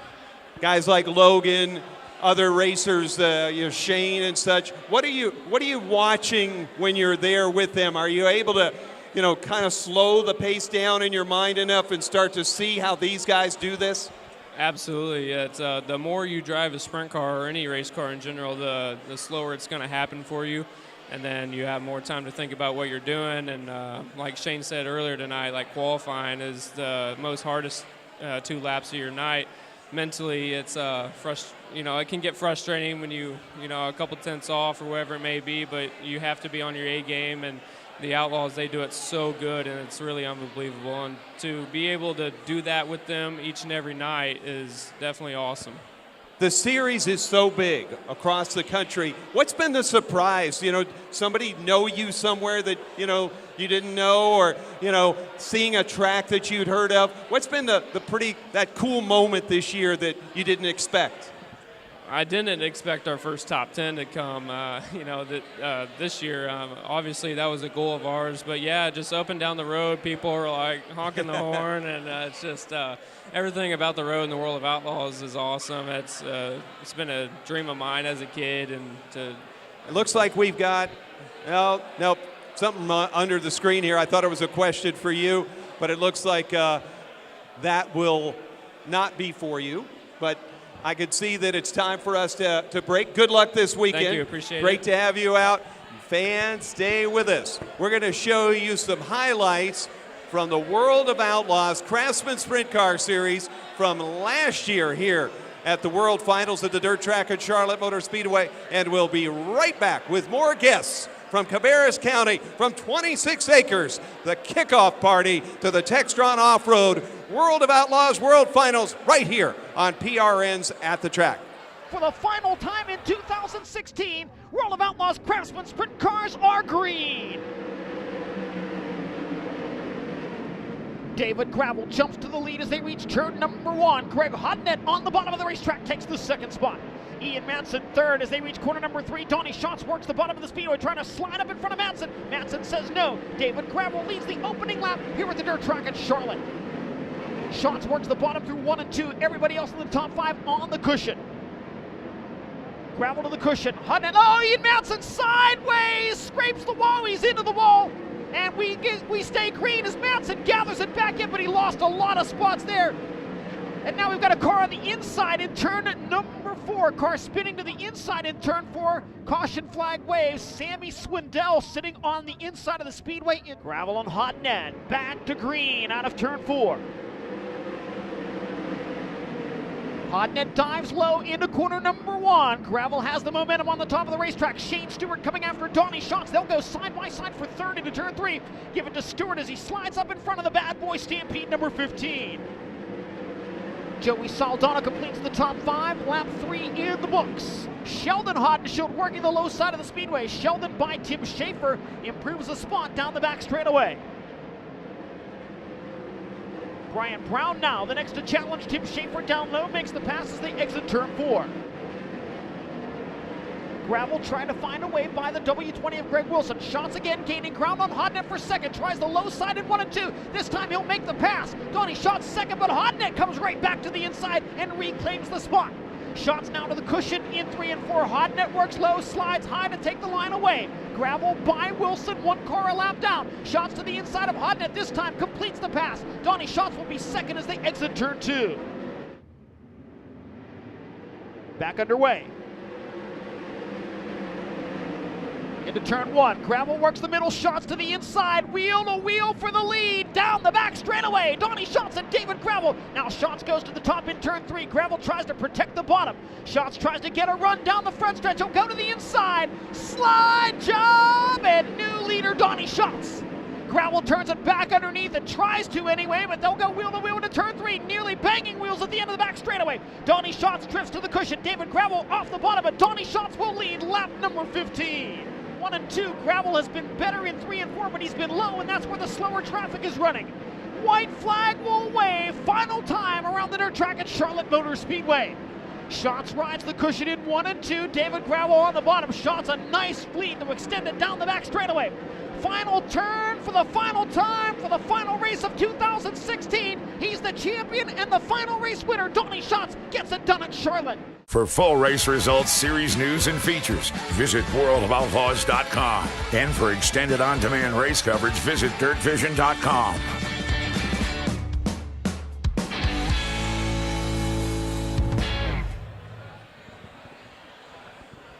Welcome back to PRN's At the Track live in Cabarrus County at 26 Acres Brewery. This is the kickoff party of the Textron Off-Road World of Outlaws World Finals, and I'm sitting alongside of Shane Clanton, past series champion of the World of Outlaws Craftsman Late Models, currently third in points with a handful of wins. 5 wins this year? 5 wins.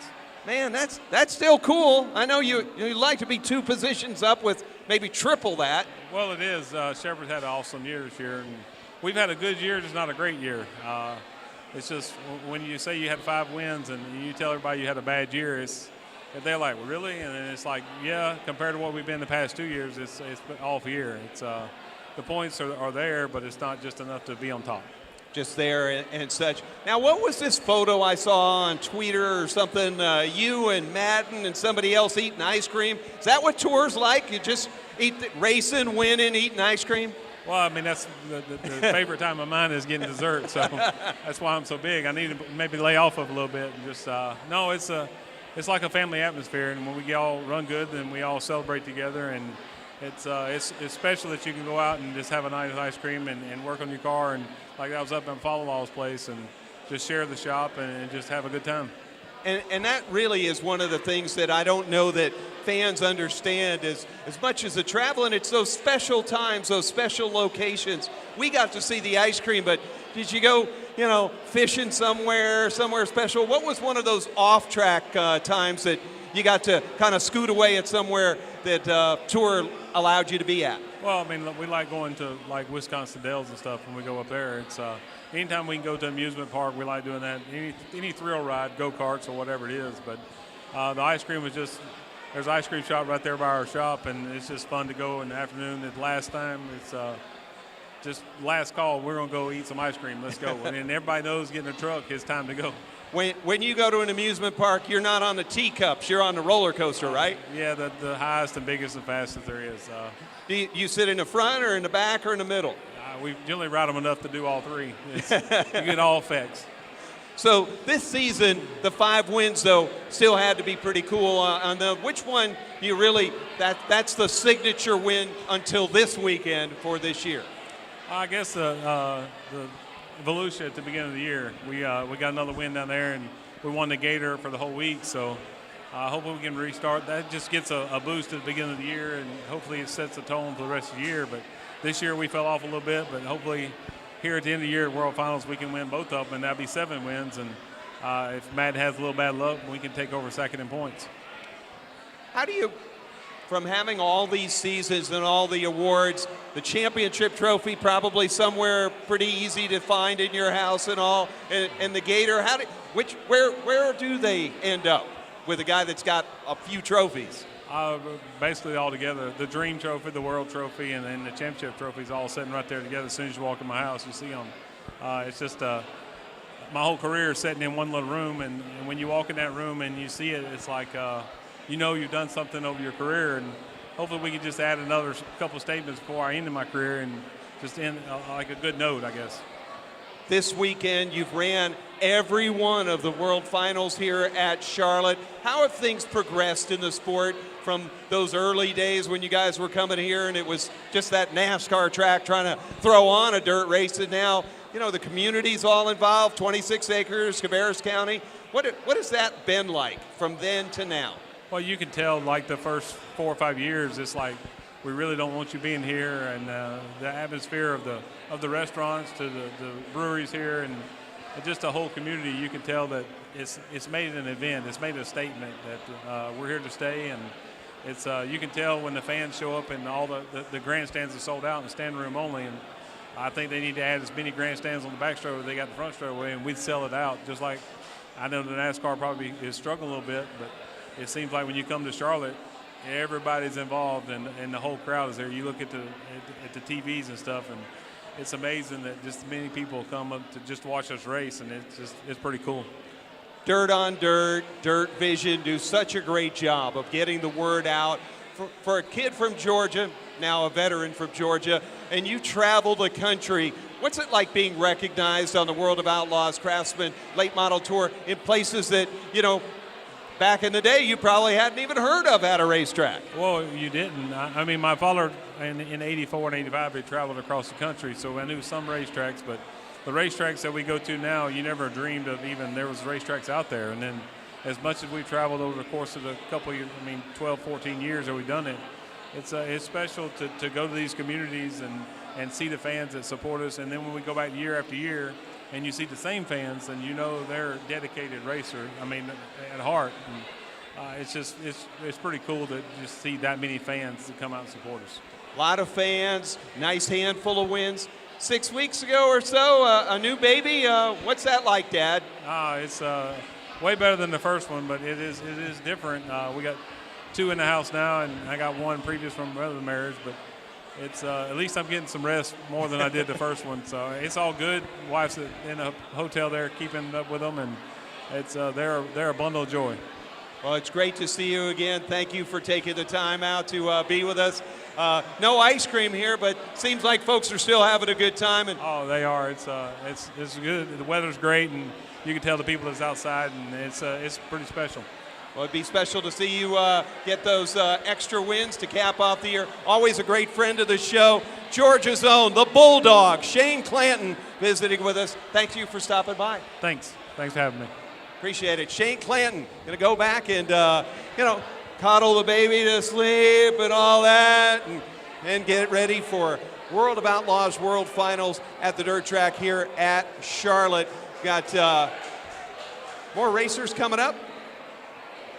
Mike Mahoney. Right. That Mike Mahoney, the guy on your card. Mahaney. Him. Mahaney. So, Mike Mahaney, you're one of those rising stars that the sport is building a future on.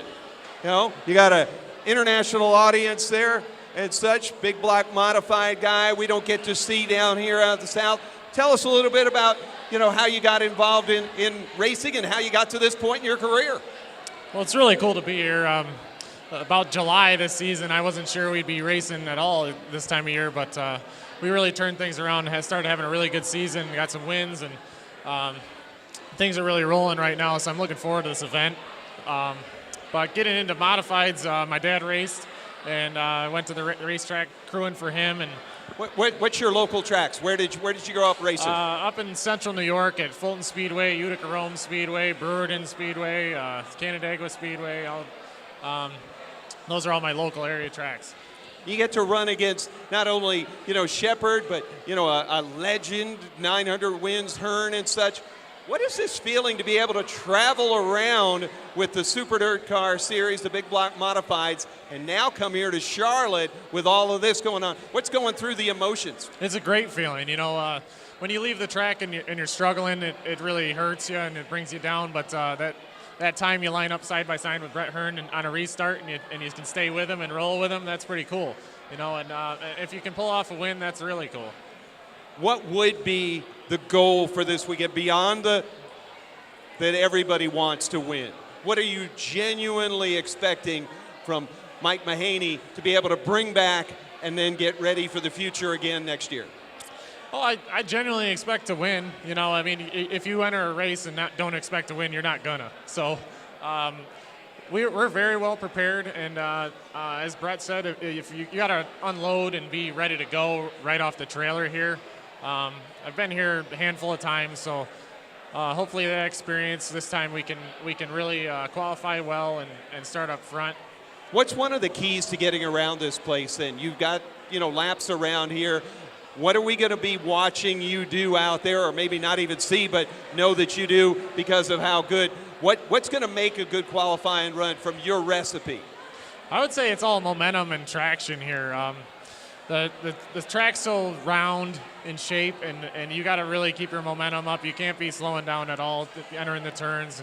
Stay in the throttle and you know, keep you traction. Like to run up high? If you could pick where the track is sweet to you in your car, would it be up high, or are we gonna see you down low, or do you really just wherever speed takes you? Ideally, I'd like it to be good in the middle, you know, but I think what happens is as the middle starts burning off, you got to start searching for grip. So you just got to read and react when you go out there and do the best you can. Well, Mike Mahaney, thank you for taking time to come up with us. They're signaling that we've got somebody else that they want us to chat with, but it's really cool to get to know you here. Central New York, a bright young star for this sport, and appreciate you taking the time. Where can folks find you on the internet? Have you got the Twitter and the social media? I got Twitter. I got my website's MikeMahaneyRacing.com. We got Facebook, you know. Fans come by, autographs, all that stuff. You're okay with all that? Absolutely, of course. That's what we're here for.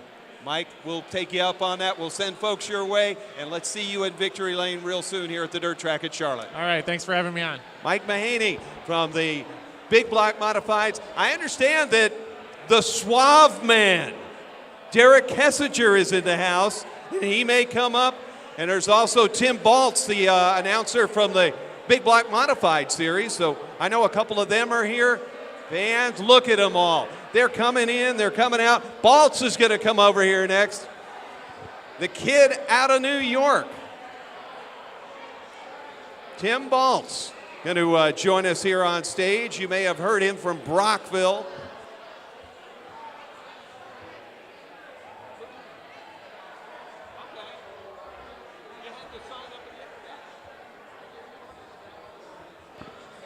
There's a microphone there, young man. Have you ever used one before? This is a, you know, yeah. Is that? That's what they do. Oh, okay, yeah, I have used one. You're not the bald guy that used to announce the big blocks.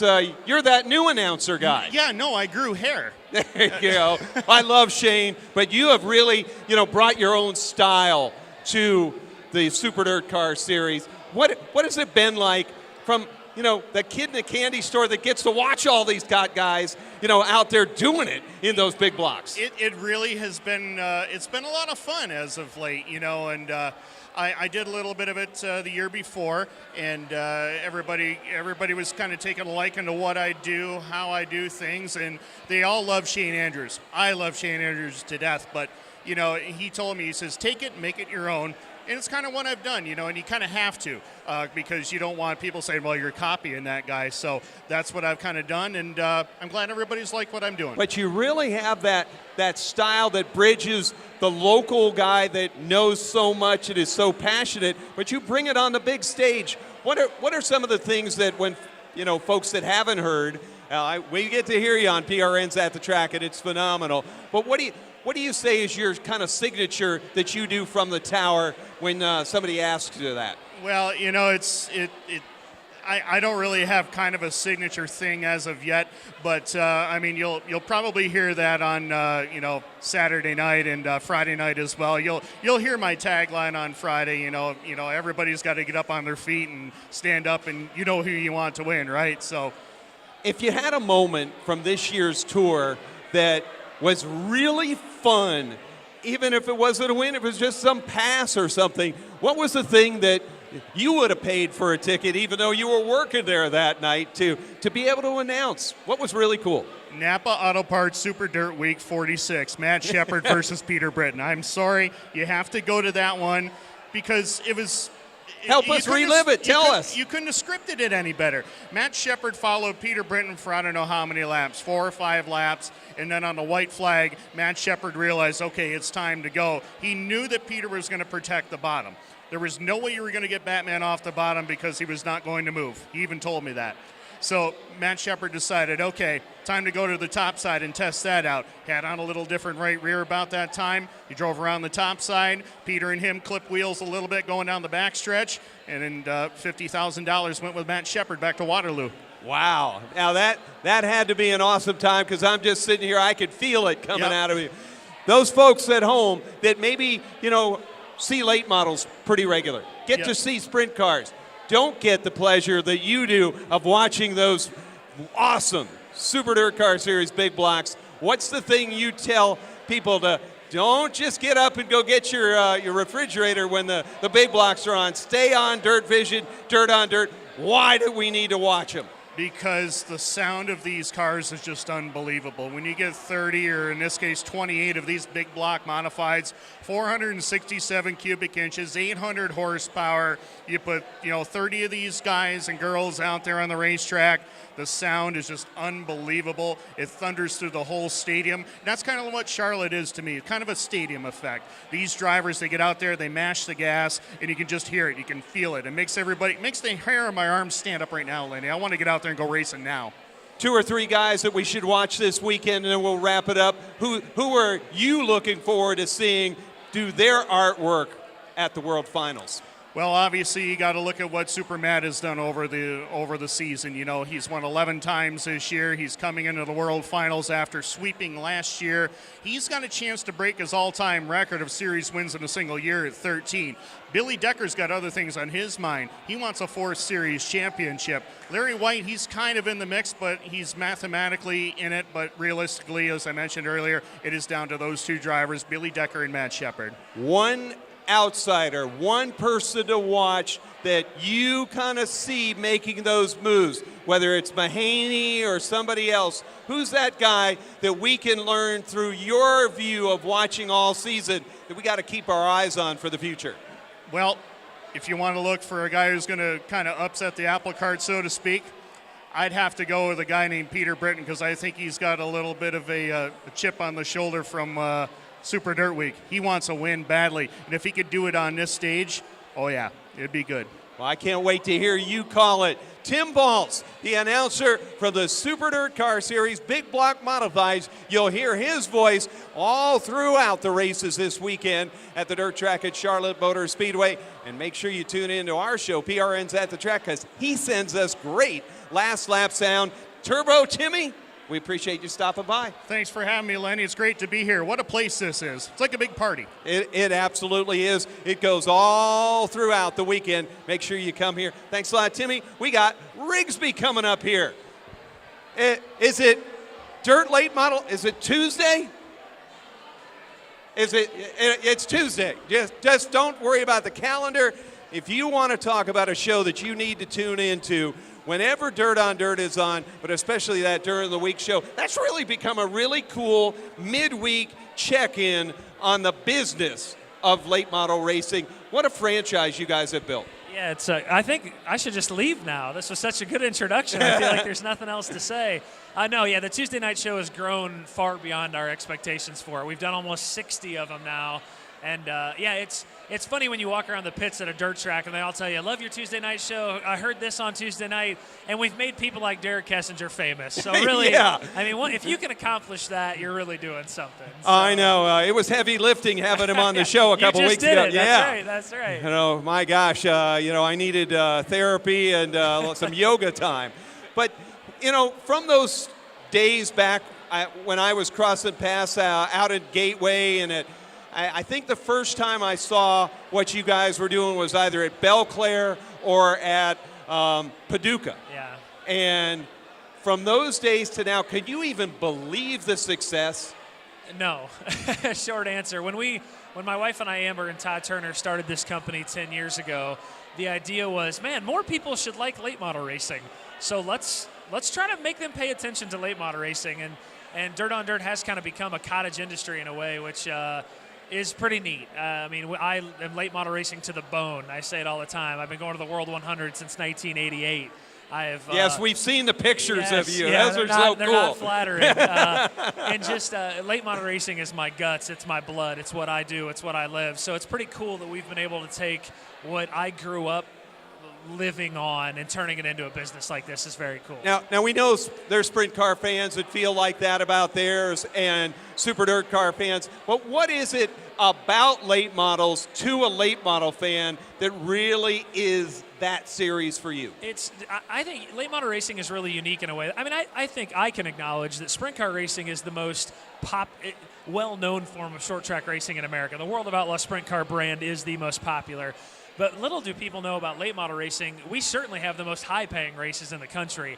On any given weekend, this weekend, the World Finals is the epicenter of late model racing. There's 2 other races around the country that pay $10,000 to win this weekend. And late model racing is so much more widespread. It's in a lot of places.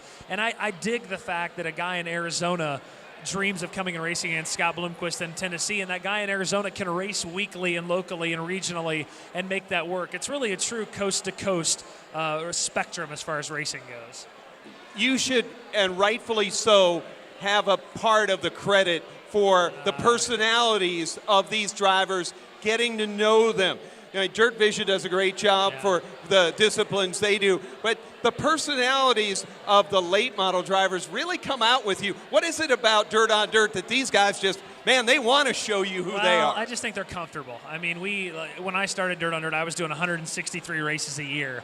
So I've interviewed, I think I counted up the other day, I have interviewed Scott Bloomquist 387 times in my Dirt on, literally 387 times. So you just have a comfortability factor with somebody. Scott and I, or Billy and I, or Rick Eckert and I are very comfortable with each other. And I think, it's become the go-to place for late model highlights. They know on Tuesday or Monday morning or Sunday morning, they're going to see last night's reaction from the World Finals or the Firecracker or the Prairie Dirt Classic. So they're just comfortable, and they know what they say there is going to be seen by the people they want to see it. Dirt Wire has become must-read. Where can folks watching find out more? That obviously dirtondirt.com, but some of the things that you would direct them on the site so that they can learn more. Dirt Wire is a huge thing. Dirt Wire became like our daily rolling AP news wire. That's anything breaking that happens in the sport of late model racing. We put in the Dirt Wire section. It's revolving daily every hour. And the biggest thing, the sneaky part of our website that I really like is the catch-all page. The catch-all page literally has everything. Every video, every story, every photo, every Dirt Wire, everything that is posted. And he's not kidding about it, I'll tell you. They have people everywhere. It's called the catch-all for a reason. Everything is on it. So seeing the catch-all page, I would recommend starting on the catch-all page and working your way from there. And you're going to broadcast the races this weekend here. Correct. Us and Dirt Vision, we have an incredible relationship with Dirt Vision and the folks at World Racing Group. We co-broadcast Volusia, Lernerville, and the World Finals. You can find them on Dirt Vision and Dirt on Dirt. 5 or 6 camera shoot this weekend, 5 or 6 camera guys, pit reporters, instant replay, everything in between. It's a big weekend for us at Charlotte. Well, it's always good to see you. Yep. We're proud of our relationship Absolutely. with DirtOnDirt.com. Absolutely. Feel like we're a part of it with you guys any way For we sure. can be. Keep having Derek on the show, would you? Oh, yeah. Well, ratings, so, I have to limit that exposure. Yes. But thank you for stopping by. We can't wait to be able to tune in this weekend. Yep. And come back and see All right, us thanks, anytime. Lenny. I appreciate it, Michael buddy. Thank Rigsby spending some time with us here. And, we've got just a few minutes left here. We want to make sure that you know about the Performance Racing Network app. You can go on your smartphone and download the PRN app so you'll be able to hear all of the Performance Racing Network shows, whether it's PRNs at the track, our drag racing show Nitro Notes, which, J.R. Todd, one of our friends from the USAC world, continuing to succeed now for the Coletta Motorsports, and so much more. Also, Speedway Children's Charities this weekend. If you're going to come here to Charlotte Motor Speedway, the dirt track, we have a big 50-50 raffle that each year has a $10,000. It ends up being right about there. So make sure you get in early because those tickets sell out for Speedway Children's Charities. And, of course, PRNs at the Track is on Twitter, Facebook, and Instagram. You can check out those anytime to be able to keep up with all the places we go within the Southeast and across Mid-America. Our shows are on 60-plus stations across the country. They come out every Thursday night on our PRN app, on iTunes, and at GoPRN.com. Speedway Christmas at Charlotte Motor Speedway. If you're going to be down here anywhere, you want to be that. Millions of lights, miles of family memories. You can also check out Cabarrus County's Convention and Visitors Bureau site, where racinglives.com. So when you come here November 19th through December 31st, you'll be able to get great hotel deals right here between 26 Acres Brewery, which is about 4 miles or so from the Speedway, and be able to enjoy all the things that Concord and Cabarrus County has while you're here, which includes shop tours of places like Tony Stewart and Stewart Haas Racing, Roush Fenway Racing, and so much more. So on behalf of all of us at the Performance Racing Network, we just appreciate you. Remember our friends at Wix Filters, grassroots racing's largest team, 20,000 Wix Filters members. Go to teamwix.com so that you're able to sign up and become a part of it and get great deals. If you come here, check out 26 Acres and all their beverages, O'Reilly Auto Parts, Bojangles. If you're new from up north down here and visiting, try yourself some of those biscuits and that great Cajun flavored chicken. And of course, our friends at CV Products, focused on engines, cvproducts.com, where you could go. Well, I guess that's all the folks we have. I know we're going to cut you off a little bit short here because we got a party to go to. Back, we'll look from the big high camera here. Look at all those folks. I'm going to get out there, have a little bit of the fun that they're having, and we certainly hope that you will come and join us at the Textron Off-Road World of Outlaws World Finals at the dirt track here at Charlotte Motor Speedway. On behalf of Tony Stevens, Brian Nagy, Madison Mabry, I'm Lenny Baticki. Thank you for tuning in to PRN's At the Track Live Edition. So long, till next time.